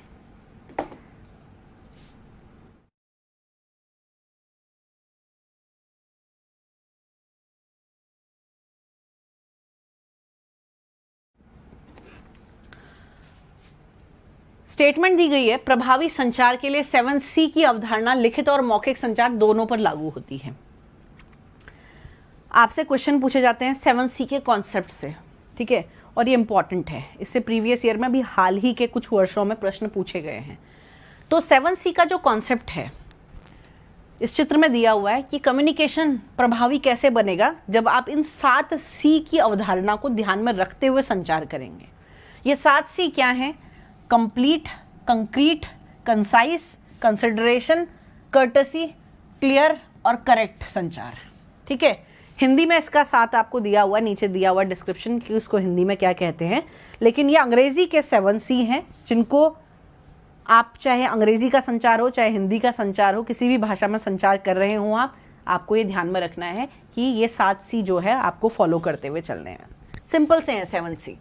कंप्लीट यानी कि कंप्लीटनेस, संपूर्णता, सिंपल सी चीज़ है। जब भी कम्युनिकेट करो, सबसे पहले जिस विषय पर भी संचार करने जा रहे हो उसके बारे में पहले फुल फ्लैज आपको नॉलेज लेनी है, ठीक है। आपको स्वयं उस विषय पर के बारे में गहन जानकारी होनी चाहिए। जब तक आधी अधूरी जानकारी है, आधी अधूरी जानकारी के साथ आधा अधूरा संवाद ना करें, ठीक है। पूरी जानकारी लीजिए और पूरी जानकारी के साथ किसी भी विषय पर आप संचार को पूर्ण कीजिए, ठीक है। यानी कि जिस भी विषय पर आप बात कर रहे हैं, जिस भी विषय पर आप संचार कर रहे हैं, उसके संदर्भ में ऐसी कोई जानकारी ना हो कि आपसे छूट जाए, ठीक है। यदि कोई जानकारी आप छोड़ देते हैं तो ऐसे में क्या होगा, जो श्रोता उसे सुन रहा है उसको आधी अधूरी नॉलेज मिलेगी, ठीक है, अधूरा ज्ञान मिलेगा और अधूरा ज्ञान हमेशा भ्रम पैदा करता है। तो इस तरीके का संचार कीजिए, संपूर्ण संचार होना चाहिए कि सामने वाले श्रोता के मन में कोई क्वेश्चन शेष ही ना रह जाए। आप पूछो कोई डाउट है, सामने वाला कहे नहीं सब चीज क्लियर है, ठीक है। तो इस तरीके का कम्युनिकेशन आपका हमेशा होना चाहिए, कंप्लीट होना चाहिए कम्युनिकेशन। पहले आपको भी नॉलेज होनी चाहिए उस विषय के बारे में पूरी, और जब आपको पूरी नॉलेज होगी तो आप अच्छे से कम्युनिकेट कर पाएंगे। ऐसा कम्युनिकेट कीजिए कि पूरी इंफॉर्मेशन सामने वाले के पास जाए और कोई प्रश्न जो है सामने वाले के मस्तिष्क में शेष ना रहे। यह है हमारा कंप्लीटनेस, यानी कि संचार हमेशा पूर्ण होना चाहिए, ठीक है। अब हम बात कर रहे हैं अगले फीचर की, जो कि है विशिष्टता, ठीक है। हम इसे कह रहे हैं कंक्रीटनेस जो है वो होनी चाहिए हमारे संचार में। कंक्रीटनेस यानी कि विशिष्टता से क्या समझते हैं? जब हम बात करेंगे विशिष्टता से तो हम कहेंगे जब भी कम्युनिकेट कीजिए तो अपने संचार में विशिष्ट तथ्यों को हमेशा शामिल कीजिए। यानी कि विशिष्ट तथ्य और आंकड़े, जिस भी विषय पर आप बात कर रहे हैं उसके संदर्भ में जो भी विशिष्ट तथ्य या आंकड़े हैं, जैसे आप किसी युद्ध के बारे में बातचीत कर रहे हैं, फर्स्ट वर्ल्ड वॉर आप बात कर रहे हैं, ठीक है। तो फर्स्ट वर्ल्ड वॉर के टाइम पे कब हुआ था वो तिथि आपको ध्यान रखनी बहुत ज़रूरी है। किसने पहली कदम किस तारीख को उठाया वो आपको पहले याद रखना चाहिए, क्योंकि सामान्य पटकथा सबको पता रहती है, लेकिन पटकथा के साथ जो विशिष्ट तथ्य और आंकड़े हैं वो बहुत कम लोगों को याद रहते हैं। तो जब आपके पास वो तथ्य और आंकड़े भी हैं, यानी कि कई बार डिबेट्स आप देखते हैं ना, पूरे फैक्ट एंड फिगर के साथ कोई डिबेट जो डिबेटर है वो अच्छे से प्रेजेंट कर पा रहा है, उसके पास सारे आंकड़े हैं, सारी चीज़ें ब्यौरा है उसके पास, तो उसका जो हम डिस्कशन रहता है वो ज़्यादा प्रभावपूर्ण दिखाई देता है। तो इसलिए यहाँ पर कहा गया है हमेशा विशिष्ट तथ्यों और आंकड़ों को अपने संचार में हमेशा शामिल करते हुए चलिए। इससे आपका संदेश जो है वो ठोस रहेगा, मजबूत रहेगा, ठीक है। सामने वाला पे आपका एक दबदबा कायम होगा कि हाँ भाई आपको इन सब चीज़ों की भी नॉलेज है। कंसाइसनेस, संक्षिप्तता। कई बार आप क्या करते हैं, दोहराव करते हैं संदेश में और बहुत लंबा चौड़ा करके आप किसी चीज़ को बताते हैं। बात एक ही होती है, आप उसको बस लंबा रास्ते से घुमा फिरा करके लाते हैं। इसलिए यहाँ पे कहा गया है कम से कम शब्दों में संचार को सटीक रखिए, ठीक है। बार बार दोहराव ना करें किसी भी चीज़ का, क्योंकि दोहराव जब आप करेंगे तो सामने वाला बोझिल हो जाएगा, ठीक है। तो इसीलिए कम से कम शब्दों में और सही तरीके से संचार करने की बात यहाँ पर कही गई है, ठीक है। तो इसलिए अगला था हमारा संक्षिप्तता, कंसिडरेशन, विचारशीलता। अब ये विचारशीलता से क्या तात्पर्य है, यानी कि श्रोता को ध्यान में रखने की बात यहाँ पर की गई है। मैं जब भी कम्युनिकेट करूं तो अक्सर क्या होता है, हम कम्युनिकेट करते हैं और हम भूल जाते हैं कि हमारा जो श्रोता है, हमारे जो स्टूडेंट है, एक टीचर के लिए श्रोता कौन है, उनके स्टूडेंट, उनका मानसिक धरातल क्या है। इसलिए टीचिंग एप्टीट्यूड में जब भी आप पढ़ते हैं टीचिंग एप्टीट्यूड को, तो वहाँ पर एक स्टेटमेंट हमेशा आप चुनते हैं कि पूर्व ज्ञान को ध्यान में रखते हुए नवीन ज्ञान देना है, या बच्चों की शैक्षिक पृष्ठभूमि का टीचर को पता होना चाहिए सबसे पहले, क्योंकि शैक्षिक पृष्ठभूमि का पता रहेगा तो ऐसी स्थिति में वो नवीन ज्ञान उनको दे पाएगा, ठीक है। तो बच्चों की पृष्ठभूमि का ज्ञान या शैक्षिक पृष्ठभूमि का ज्ञान या फिर पूर्व ज्ञान का परीक्षण जो है, या पूर्व ज्ञान से संबद्ध करके नवीन ज्ञान देने का कार्य जो है वो इसी के अंदर आ जाता है कि आप श्रोताओं को ध्यान में रखते हुए संचार करें, ठीक है। श्रोताओं को ध्यान में रखते हुए संचार कैसे करेंगे, ये सोचेंगे कि अगर मैं श्रोता की जगह होता, मैं इस लिसनर की जगह होता, तो जो बात मैं कह रहा हूँ क्या मैं उसे समझ पाता आसानी से? ठीक है, तो अपने आप को दूसरे के स्थान पर रख करके देखना, वो है विचारशीलता। ठीक है, तो इसीलिए यहाँ इसके लिए एक कहावत भी कही जाती है, दूसरों के जूते में कदम रखना। ठीक है, stepping into the shoes of other, दूसरे के स्थान पर स्वयं को रख करके देखना, तभी आप इससे बेहतर जान पाएंगे कि हाँ सामने वाला किस स्थिति में है। अगला है शिष्टाचार, कर्टसी, यानी कि आदर पूर्वक शब्दों का इस्तेमाल करना। ठीक है, दूसरे की प्रशंसा करना, ये सारी चीज़ें इसके अंदर आ जाती हैं कर्टसी के अंदर। यानी कि जब भी कम्युनिकेट करो विनम्र रहो, पोलाइट रहो, शिष्ट रहो, ये सारी चीज़ें इसमें आ गई। संचार हमेशा स्पष्ट होना चाहिए, स्पष्ट बात कीजिए, घुमा फिरा करके बात नहीं करो। अगर घुमा फिरा करके करेंगे तो वो दुविधा पैदा करेगी, इसलिए स्पष्ट शब्दों का इस्तेमाल करो, स्पष्ट तरीके से बात करो। अगला आ जाता है शुद्धता। शुद्धता के अंदर बहुत सारी चीज़ें शामिल हो जाती हैं। इसमें व्याकरण संबंधी शुद्धता तो आती ही है, साथ ही जो आपका प्रारूप फॉर्मेट है उसकी भी शुद्धता आ जाती है। फॉर्मेट अक्सर क्या है, जब आप कोई भी लेटर वगैरह लिखते हैं उसका एक प्रारूप होता है लिखने का, तो इसमें ये सारी चीज़ें आ जाती हैं शुद्धता में। ठीक है, यानी कि आपकी व्याकरण संबंधी शुद्धता, आपकी केवल व्याकरण संबंधी शुद्धता ही नहीं बल्कि व्याकरण के साथ साथ आपकी प्रारूप संबंधी शुद्धता, सही भाषा का चयन करना और शुद्ध जो है आंकड़े जो है वहाँ पर लेकर के आना, ये सारी चीज़ें इसके अंदर आ जाती हैं। तो यहाँ पे ध्यान में रखना है, ये 7C का कॉन्सेप्ट है कम्युनिकेशन का। एक संचार को बेहतर बनाने के लिए आप इसका इस्तेमाल करते हैं। कौन कौन से C शामिल हैं ध्यान रखना है। पहला C कंप्लीटनेस, कोई भी क्रम हो सकता है, completeness, concrete, concise, consideration, courtesy, clear और करेक्ट। ठीक है, तो ये 7C आपको ध्यान में रखने हैं और ये ध्यान में रखना है किस C के अंदर क्या तथ्य जो है वो शामिल किए जाएंगे, कौन कौन से C शामिल हैं। देख लेते हैं इन सभी पर एक बार फिर से विचार कर लेते हैं।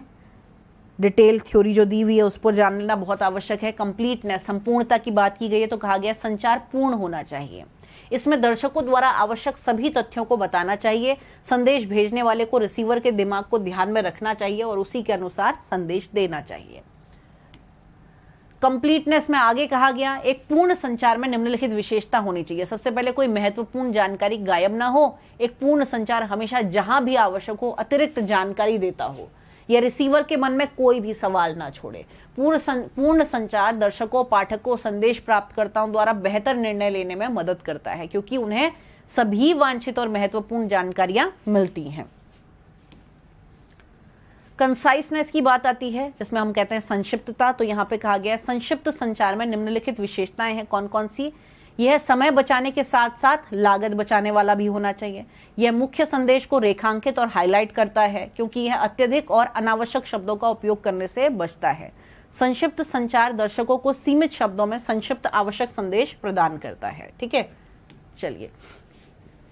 संक्षिप्त संदेश दर्शकों के लिए अधिक आकर्षक और बोधगम्य है। संक्षिप्त संदेश प्रकृति में गैर दोहराव है। ठीक है, यानी कि उसमें रिपीट ना करें आप, ये चीज ध्यान रखें।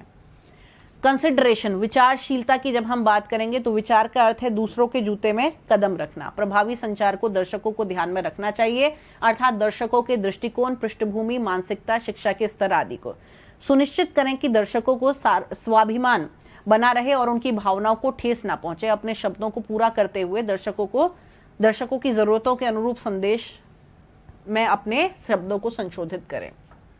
विचारशील संचार की विशेषता इस प्रकार है, आप दृष्टिकोण पर जोर देना चाहिए। दर्शकों के साथ सहानुभूति रखें, दर्शकों में रुचि प्रदर्शित करें, अपने दर्शकों के प्रति आशावाद दिखाएं। क्या असंभव है के बजाय क्या संभव है पर जोर दें। सकारात्मक शब्दों जैसे उल्लासपूर्ण, प्रतिबद्ध, धन्यवाद, गर्मजोशी, स्वस्थ, मदद आदि पर जोर देना चाहिए। आगे क्लैरिटी, स्पष्टता की बात आती है तो यहाँ पर कहा गया है कि स्पष्टता का अर्थ है एक बार में बहुत अधिक हासिल करने की कोशिश करने के बजाय एक समय में विशिष्ट संदेश लक्ष्य पर जोर दिया जाए। संचार की स्पष्टता में और क्या तथ्य शामिल है बताया गया, यह समझ को आसान बनाता है, विचारों को पूर्ण स्पष्ट संदेश के अर्थ को बढ़ाती है और स्पष्ट संदेश सटीक, उपयुक्त और ठोस शब्दों का प्रयोग जो है वो करता है। आगे विशिष्टता की हम बात कर रहे हैं तो कहा गया है ठोस संचार से तात्पर्य है अस्पष्ट, सामान्य के बजाय विशेष और स्पष्ट होना। कॉन्फिडेंस, आत्मविश्वास को मजबूत करता है। कंक्रीट संदेश में निम्नलिखित विशेषताएं हैं, यह विशिष्ट तथ्यों और आंकड़ों के साथ समर्थित है। यह स्पष्ट शब्दों का उपयोग करता है और जो विश्व प्रतिष्ठा का निर्माण करता है, ठोस संदेश का गलत अर्थ नहीं निकाला जाता। अगला शिष्टाचार की हम बात करते हैं तो कहा गया है शिष्टाचार से तात्पर्य है कि संदेश को प्रेषक की अभिव्यक्ति को दिखाना चाहिए और साथ ही प्राप्तकर्ता का सम्मान करना चाहिए। संदेश भेजने वाले को ईमानदारी से, विनम्रता, विवेकपूर्ण, चिंतनशील, उत्साही होना चाहिए। ठीक है, अगला विनम्र संदेश में और क्या क्या चीज़ें शामिल हैं यहाँ पे बताया गया। प्राप्तकर्ता की दृष्टिकोण, भावनाओं दोनों को ध्यान में रखना है। विनम्र संदेश में सकारात्मक होना चाहिए, दर्शकों पर केंद्रित होना चाहिए, संदेश के प्राप्तकर्ता के लिए सम्मान दिखाने वाले शब्दों का उपयोग करना चाहिए, यह बिल्कुल भी पक्षपाती नहीं है। अगला है शुद्धता, जो कि आखिरी है। शुद्धता में संचार में कोई भी व्याकरण संबंधी त्रुटियां नहीं हो। सही संचार में निम्नलिखित विशेषताएं बताया गया है कि सटीक हो, सही समय पर हो, दर्शकों पाठकों पर सही संदेश का अधिक प्रभाव पड़ता है। तो यह संदेश में प्रयुक्त तथ्यों, आंकड़ों की शुद्धता और शुद्धता की जांच करता है। यह संदेश में उपयुक्त और सही भाषा का प्रयोग करता है। तो यहाँ पर हो गया आपका 7C का कॉन्सेप्ट कंप्लीट। अब अगला कॉन्सेप्ट आ जाता है जो कि कॉन्सेप्ट है आपके 4S का। ठीक है, आपका कॉन्सेप्ट है 4S का। ये एक और कॉन्सेप्ट है, इस पर भी हम बात कर लेते हैं। 4S के कॉन्सेप्ट में कौन कौन से S शामिल हैं? शॉर्टनेस, सिंप्लिसिटी, स्ट्रेंथ और सिंसियरिटी। ठीक है, संक्षिप्त, जो पीछे आपने 7C के कॉन्सेप्ट में भी बात करी थी, संक्षिप्त कम्युनिकेशन हमेशा संक्षिप्त होना चाहिए। तो यहाँ पर भी वही चीज़ कह रहे हैं, कम से कम शब्दों में सही जानकारी दी जाए। साधारण यानी सरल तरीके से, सरल भाषा का प्रयोग करके जानकारी प्रस्तुत की जाए। स्ट्रेंथ से क्या तात्पर्य है? अक्सर कोई वक्ता है, वो कोई किसी विषय पर चर्चा कर रहा है, बातचीत कर रहा है, या फिर अपना भाषण जो है वो प्रस्तुत कर रहा है या प्रेजेंटेशन दे रहा है कोई। ठीक है, तो ऐसी स्थिति में जो प्रेजेंट कर रहा है उसको अपनी बात पर भरोसा ही नहीं है, वो खुद घबराया हुआ है, खुद कंफ्यूज है और खुद जो है उसका आत्मविश्वास का स्तर बहुत कम है। तो ऐसी स्थिति में सामने वाला जो है वो उसकी बात पे इतना यकीन नहीं करेगा। अगर वो उसी बात को पूरे विश्वास के साथ कहे, स्ट्रेंथ के साथ कहे, अपनी बात पे खुद भरोसा करे और भरोसे के साथ अपनी बात को रखे, तो उसके बाद जो है वो अलग है। कम्युनिकेटर के कहीं ना कहीं उसकी स्ट्रेंथ के आधार पर सामने वाले का भी रवैया जो है वो निर्भर करता है। होता है ना, कई लोग बड़े अकड़ के बात करते हैं और कई लोग बहुत पोलाइट रहते हैं। तो कई बार पोलाइट या फिर बहुत ज़्यादा सॉफ्ट लोगों पे क्या सोचा जाता है, अरे ये तो कुछ नहीं है। ठीक है, तो ऐसे में यहाँ पे कहा गया है कि अपनी बात को स्ट्रेंथ के साथ, अपनी बात को मजबूती के साथ, अपनी बात को पावर के साथ प्रेजेंट करो। ठीक है, सिंसियरिटी, शिष्टता के अंदर क्या आ जाएगा? आदर सूचक शब्दों का इस्तेमाल, विनम्रता पूर्वक संचार जो है वो होना चाहिए, सारी चीज़ें। ठीक है, तो ये 4S का कॉन्सेप्ट है आपका। चलिए अब आगे चलते हैं, बात कर लेते हैं संप्रेषण की प्रकृति और विशेषता की। ठीक है, संप्रेषण की प्रकृति और विशेषता की। आगे चलें या इस टॉपिक को आज मैं यहीं पे समाप्त करूं? आगे कल के सेशन में कवर करेंगे। बोर तो नहीं हो गए? आगे बढ़ना चाहेंगे या फिर आज के सेशन को यहीं पे समाप्त करना चाहेंगे?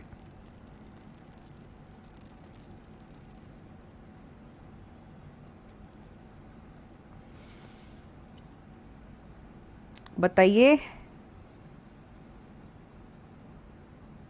कल की क्लास नहीं हो पाई थी क्योंकि कुछ टेक्निकल एरर था, मेरी क्लास ही नहीं शेड्यूल की गई थी। ठीक है, हालांकि ये क्लास कल होनी थी पर कुछ टेक्निकल एरर की वजह से ये क्लास नहीं हो पाई। और हाँ, कल का भी कुछ प्रॉब्लम है, तो कल के लिए भी मेरी क्लास शेड्यूल नहीं हो पाएगी।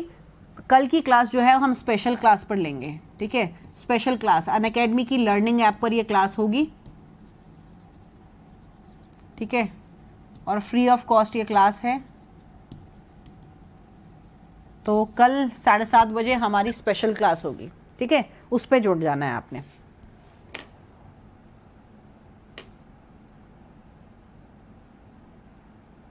कंटिन्यू, कुछ कह रहे हैं कल, कुछ कह रहे हैं कंटिन्यू।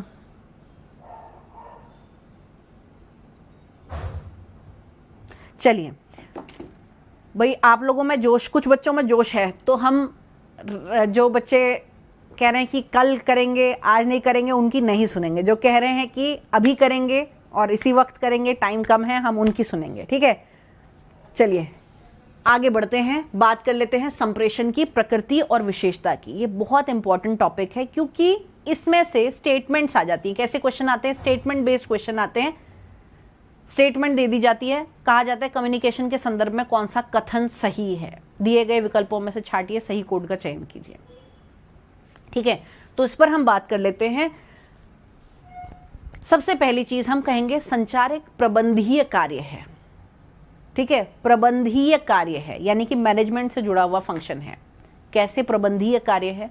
आपने देखा है कि कोई भी संस्था या कोई भी संगठन, हर संस्था हर संगठन को सुचारू रूप से चलाने के लिए कर्मचारियों के मध्य जो है वो संचार होना चाहिए, जिसमें वरिष्ठ अधिकारी निम्न कर्मचारियों से बात करते हैं, निम्न कर्मचारी अपने वरिष्ठ अधिकारियों से बात करते हैं।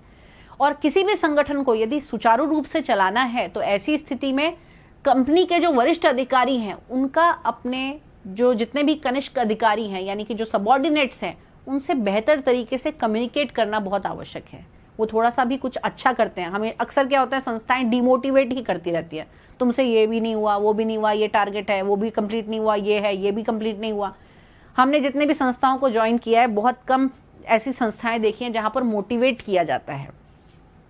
ठीक है, मोटिवेशन जो है वो बहुत कम आता है। और मोटिवेशन कब आता है? नेगेटिव चीज़ों से ही रीइंफोर्समेंट नहीं मिलता है, पॉजिटिव चीज़ों से रीइंफोर्समेंट ज़्यादा मिलता है ना। तो इसलिए एक प्रबंधीय कार्य में जब आप अपने कर्मचारियों का रीइंफोर्समेंट करते रहते हैं तो उनको भी बेहतर करने के लिए मोटिवेशन मिलता है। और ये रीइंफोर्समेंट करने के लिए कम्युनिकेशन एक बहुत बेहतर साधन है। ठीक है, तो इसलिए हम यहाँ पर कहते हैं सबसे पहला फीचर कि संचार एक प्रबंधीय कार्य है, यानी कि मैनेजमेंट से जुड़ा हुआ फंक्शन है। ठीक है, पहली स्टेटमेंट तो ये आपको ध्यान में रखनी है, अगर ये आती है तो ये कम्युनिकेशन के संदर्भ में बिल्कुल सही है। कौन सी? संचार एक प्रबंधीय कार्य है। ठीक है, आगे हम बात करते हैं कम्युनिकेशन के फीचर की, तो हम कहेंगे कम्युनिकेशन हमेशा, संचार हमेशा गत्यात्मक होना चाहिए, गतिशील है। ठीक है, संचार हमेशा गत्यात्मक है या फिर गतिशील है, निरंतर आगे बढ़ता ही रहता है संचार। ठीक है, हमारी जैसे मैंने पहले शुरुआत में कहा प्रीवियस जो बात रहती है उससे आगे बढ़ाने वाला हमारा, जैसे हमने कम्युनिकेशन में पहले अर्थ को जाना, ठीक है, उसके बाद हमने क्या एलिमेंट्स हैं ये जाना, और उसके बाद हमने जाना कि क्या 7C का कॉन्सेप्ट है। ऐसे हम आगे बढ़ते जा रहे हैं कम्युनिकेशन की यूनिट में। और ऐसे ही हमारा संचार भी हमेशा आगे बढ़ता हुआ होना चाहिए, गतिशील होना चाहिए, गत्यात्मक होना चाहिए। कम्युनिकेशन में, संचार में हमेशा अनुरूपता और समरूपता का गुण होता है। ठीक है, अनुरूपता और समरूपता का गुण से क्या तात्पर्य है? जब हम बात करते हैं अनुरूपता की, कि संचार कई लोगों से आप विचारों में मेल खाते हैं, कई लोगों से आप विचारों में मेल नहीं खाते। ठीक है, जिनसे मेल नहीं खाता उनसे आर्ग्यूमेंट होती रहती है या फिर उनसे आपकी बनती नहीं है, संबंध अच्छे नहीं हो पाते। जिनसे मेल खाती है बातचीत अक्सर होती रहती है और आपसे उनकी मुलाकात होती रहती है क्योंकि आपको अच्छा लगता है उनसे बात करना। ठीक है, ऐसे ही ये संचार में अनुरूपता समरूपता का गुण है, यानी कि किसी से आपके विचारों में भेद हो जाता है तो अनुरूपता आ जाती है, किसी से मेल खा जाते हैं तो समरूपता आ जाती है। ठीक है, तो यहाँ पर करेक्ट आंसर यहाँ पर ये स्टेटमेंट आपको ध्यान में रखनी है कम्युनिकेशन के संदर्भ में। अगला स्टेटमेंट हमने ध्यान में रखना है कि कम्युनिकेशन, संचार हमेशा जीवन पर्यंत चलने वाली प्रक्रिया है। आपने देखा बच्चा जब जन्म लेता है तभी से वो कम्युनिकेट करना शुरू कर देता है, चाहे वो कम्युनिकेशन हमारा सेंसरी मोटर के माध्यम से ही क्यों ना हो रहा हो, मनोसंचालित क्रियाओं के माध्यम से, हाथ पैरों की क्रियाओं के माध्यम से ही क्यों ना हो रहा हो, तब से ही वो संचार शुरू कर देता है और अंतिम क्षण तक संचार करता ही रहता है ना। जीवन के अंत तक वो संचार करता ही रहता है। आगे हम कहेंगे कि संचार या कम्युनिकेशन एक मनोवैज्ञानिक प्रक्रिया है। मनोवैज्ञानिक प्रक्रिया कैसे है? क्योंकि हम कोई भी विचार हमारे मस्तिष्क में होता है उसे भाषागत रूप जब देते हैं तो बहुत सोच समझ करके देते हैं कि दूसरे की भावनाओं को भी ठेस ना पहुंचे। क्या मैं सही शब्दों का इस्तेमाल कर रहा हूँ या नहीं कर रहा हूँ? जो 7C का कॉन्सेप्ट है, इतने सारे पहलुओं को यदि आप ध्यान में रख रहे हैं तो संचार को अपने आप ही एक मनोवैज्ञानिक प्रक्रिया बना दे रहा है। इसलिए हम कम्युनिकेशन को एक मनोवैज्ञानिक प्रक्रिया के तौर पर भी जानते हैं। आगे हम कहेंगे संचार हमेशा सामाजिक प्रक्रिया भी है। सामाजिक प्रक्रिया कैसे? हम व्यक्ति को भी एक सामाजिक दायरे में रखते हैं और हम कहते हैं कि मनुष्य हमेशा एक सामाजिक प्राणी है ना। सामाजिक प्राणी है, सोशल एनिमल है, क्योंकि हम अकेले नहीं रह सकते, अकेले एकांकी जीवन नहीं जी सकते। हमें अगर दुनिया में अपने जीवन के रास्ते में आगे बढ़ना है तो हमें मानवीय जो है संबंध स्थापित करने होंगे, हमें सोसाइटी में रहना है, सोसाइटी में रिलेशनशिप डेवलप करने होंगे। इसलिए मनुष्य जो है वो एक सामाजिक प्राणी है और सामाजिक प्राणी होने के नाते संचार करता है और संचार जो है वो एक सामाजिक प्रक्रिया है। तो इस स्टेटमेंट को भी हम सही कहेंगे संचार के संदर्भ में। अगली स्टेटमेंट यदि हमसे कही जाए कि संचार जो है वो हमेशा एक लक्ष्योन्मुख होना चाहिए, यानी कि हमारा कम्युनिकेशन कोई एम होता है जिसको लेकर के हम बातचीत करते हैं। हालांकि जब हम अपने दोस्तों के साथ बैठे हैं तो कोई एम नहीं होता बातचीत का, मज़े करना वो भी एक एम ही है ना, मस्ती करते हैं, मजाक करते हैं, वो भी एक एम ही है, थोड़ा लाइट मूड करना वो भी एक एम ही है। इसलिए यहाँ पर ये स्टेटमेंट भी करेक्ट है संचार के संदर्भ में। संचार हमेशा सदैव लक्ष्योन्मुख होता है, यानी कि एक एम होता है जिसको ध्यान में रखते हुए हम कम्युनिकेशन करते हैं। यहाँ हमारा एम क्या है? कम्युनिकेशन की यूनिट को कंप्लीट करना, है ना। अगली स्टेटमेंट में हम कहेंगे कम्युनिकेशन शाब्दिक और अशाब्दिक, वर्बल और नॉन वर्बल दोनों तरीके का हो सकता है। ठीक है, कम्युनिकेशन वर्बल भी है और नॉन वर्बल भी है। ठीक है, लिखित और मौखिक अभिव्यक्ति भी हम करते हैं और कई बार अशाब्दिक भी हो जाता है, यानी कि केवल सांकेतिक रूप में भी हम, हमारी बॉडी लैंग्वेज, ये सब क्या है, ये भी हमारी एक तरीके से कम्युनिकेशन ही है। ठीक है, तो वर्बल और नॉन वर्बल दोनों टाइप का कम्युनिकेशन जो है वो होता है। अगला हम कहेंगे संप्रेषण के माध्यम से हम क्या कर रहे हैं? हम विचारों का आदान प्रदान कर रहे हैं, अपनी समझ को एक दूसरे की समझ से समझने की कोशिश कर रहे हैं, यानी कि अपनी समझ का आदान प्रदान कर रहे हैं, विचारों का आदान प्रदान कर रहे हैं, एक दूसरे को समझने की कोशिश कर रहे हैं। तो ये सारी स्टेटमेंट आपको ध्यान में रखनी है कम्युनिकेशन के संदर्भ में। ठीक है, चलिए इन्हीं पर हम विचार कर लेते हैं और इन्हीं स्टेटमेंट को एक तरीके से हम देख लेते हैं।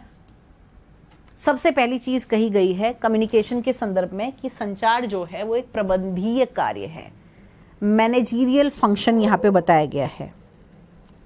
ठीक है, कैसे? किसी संगठन में व्यक्तियों या कर्मचारियों के मध्य समन्वय का कार्य संप्रेषण के द्वारा किया जाता है।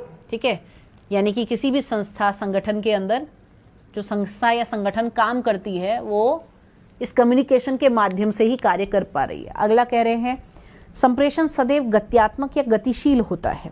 कैसे गत्यात्मक या गतिशील होता है? प्रोग्रेसिव होता है, हम ये कह सकते हैं, डायनामिक होता है ये कह सकते हैं। संप्रेषण कोई स्थिर कार्य नहीं है बल्कि ये गतिशील प्रक्रिया है और ये सतत प्रक्रिया है, कॉन्टिन्यूअस प्रोसेस है। संप्रेषण अनुरूपता और समरूपता ये दो गुण भी रखता है। समरूपता में समानता, विचारों की समानता दर्शाई जाती है, अनुरूपता में मतभेद भी दर्शाया जा सकता है।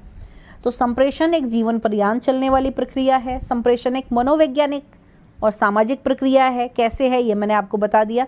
संप्रेषण सदैव लक्ष्योन्मुख होता है, कोई एम उसके आधार पर ही हम बात करते हैं। संप्रेषण शाब्दिक अशाब्दिक दोनों है। संप्रेषण सूचनाओं के आदान प्रदान तथा आपसी समझ को बेहतर होता है।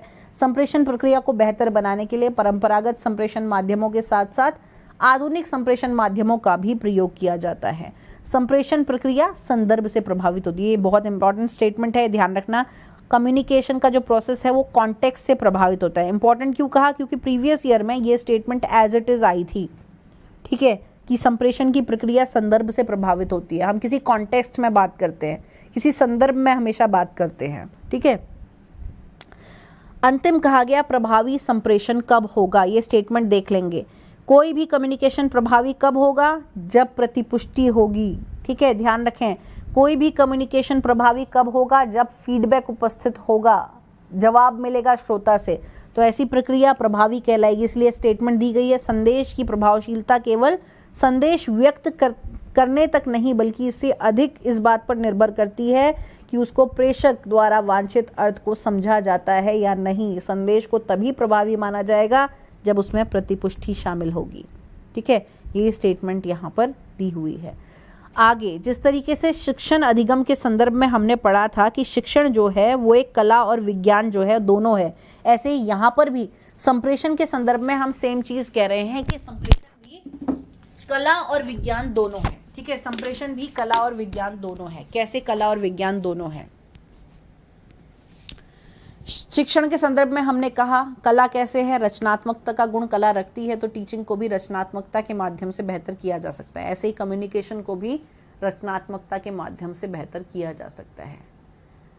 विज्ञान के संदर्भ में हमने कहा था विज्ञान में कौशल और प्रशिक्षण की आवश्यकता होती है। ऐसे ही कम्युनिकेशन को भी कौशल, कम्युनिकेशन का कौशल भी सीखा जा सकता है और ट्रेनिंग के माध्यम से इसको इम्प्रूव किया जा सकता है। आप देखते हैं कई जो लोग होते हैं या कई जो बच्चे हैं उनका कम्युनिकेशन बहुत मीठा है, बहुत मधुर है, ठीक है, जिनसे बात करते हैं तो आपको बात करने का मन करता है। और कई ऐसे हैं जो बिल्कुल ही लठमार बोलते हैं, है ना, ऐसा लगता है बोलने नहीं लड़ने के लिए आ रहे हैं। तो हर किसी का अलग अलग तरीके का कम्युनिकेशन रहता है और ये गुण कई बार पैदाइशी भी होता है, ठीक है, जैसे माँ बाप के गुण रहेंगे वैसे बच्चे के अंदर आ जाते हैं। तो ये पैदाइशी भी है, यानी कि ये कला के रूप में पैदाइशी के तौर पर हम इसे देखते हैं, ठीक है। और हम कहेंगे कि अगर ये स्किल हम अर्न कर रहे हैं, यानी कि ट्रेनिंग या फिर स्किल्स को सीख करके हम ये गुण अपने अंदर ला रहे हैं, तब हम कहेंगे ये विज्ञान भी है, ठीक है। इसी तरीके से हम कम्युनिकेशन के लिए भी यही चीज़ कह रहे हैं। जिस प्रकार कला का अभ्यास ज्ञान को वैज्ञानिक विधियों पर आधारित किया जाता है, अतः संप्रेषण प्रक्रिया को भी प्रभावी बनाने के लिए क्रमबद्ध ज्ञान ही नहीं बल्कि प्रस्तुत करने की अभिव्यक्ति भी आवश्यक है, जिसको अभ्यास द्वारा प्रभावी बनाया जाता है। इसी के आधार पर संप्रेषण को पुरानी कला और नया विज्ञान भी कहा जा सकता है। आगे एक मार्गी संप्रेषण अथवा द्विमार्गी संप्रेषण की यहाँ पर बात की गई है। एक मार्गी, द्विमार्गी, वन वे और टू वे कम्युनिकेशन, ठीक है। इसको थोड़ा सा समझ लेंगे। वन वे कम्युनिकेशन क्या है और टू वे कम्युनिकेशन क्या है। वन वे और टू वे, ठीक है। एक मार्गी और द्विमार्गी। एक मार्गी कम्युनिकेशन कह लीजिए या लीनियर रेखीय संचार कह लीजिए, एक ही चीज है, ठीक है। ऐसे टू वे कम्युनिकेशन कह लीजिए या सर्कुलर या वृत्ताकार संचार कह लीजिए, एक ही चीज है। तो आप कनेक्ट कर सकते हैं, पीछे आपने पढ़ लिया है लीनियर कम्युनिकेशन क्या है और टू वे और सर्कुलर कम्युनिकेशन क्या है, ठीक है। वन वे कम्युनिकेशन यानी कि एक तरफ जाने वाला संचार। एक तरफ कैसे जाएगा संचार? सेंडर, चैनल, मैसेज और रिसीवर, ठीक है। दो तरफ कैसे जाएगा? सेंडर, चैनल, मैसेज, ठीक है, और रिसीवर और फीडबैक, ठीक है। यही है वन वे और टू वे कम्युनिकेशन, जिसे लीनियर और सर्कुलर के फॉर्म में हम जानते हैं, ठीक है। डेमोक्रेटिक टाइप का कम्युनिकेशन कौन सा हो गया? Circular communication, two way communication, जहां सामने वाले को भी बोलने का मौका मिल रहा है, ठीक है, जहां सामने वाले को भी बोलने का मौका मिल रहा है। तो ये आपको ध्यान में रखना है, इसको भी हम स्लाइड के माध्यम से एक बार देख लेते हैं। संप्रेषण मौखिक, लिखित अथवा सांकेतिक होने के साथ साथ एक मार्गी संप्रेषण अथवा द्विमार्गी भी हो सकते हैं, ठीक है। दो टाइप आपने समझ लिए क्या है ये दो टाइप। अब हम बात करते हैं टाइप ऑफ कम्युनिकेशन की, ठीक है, संप्रेषण के प्रकार की। अब संप्रेषण के प्रकार की तरफ भी जाएं क्योंकि ये बहुत बड़ा टॉपिक है, या फिर इसे कल करेंगे? दोबारा से पूछ लेती हूँ आप लोगों से, टाइप ऑफ कम्युनिकेशन की तरफ चलें या फिर इसे कल करेंगे?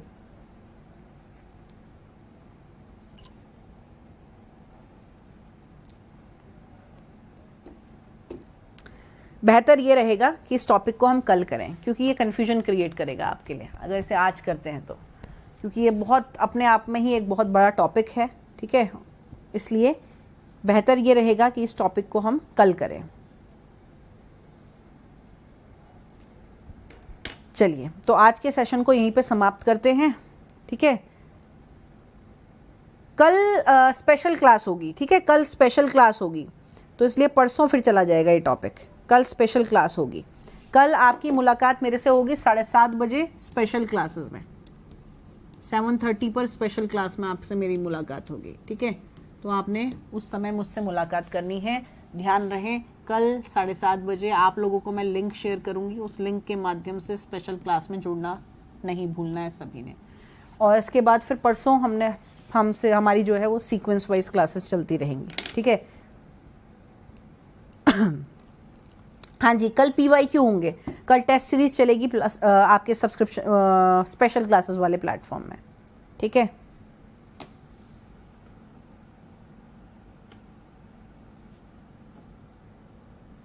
चलिए, तो आज के सेशन को फिर मैं यहीं पे एंड करती हूँ। जितने भी बच्चे जुड़े रहे, बहुत बहुत शुक्रिया, बहुत बहुत धन्यवाद जुड़े रहने के लिए। वीडियो को लाइक शेयर भी कीजिए ताकि बाकी बच्चों को भी पता चले कि हाँ क्लासेस यहाँ पर चल रही हैं, तो वो भी आकर के जुड़ सकें, ठीक है।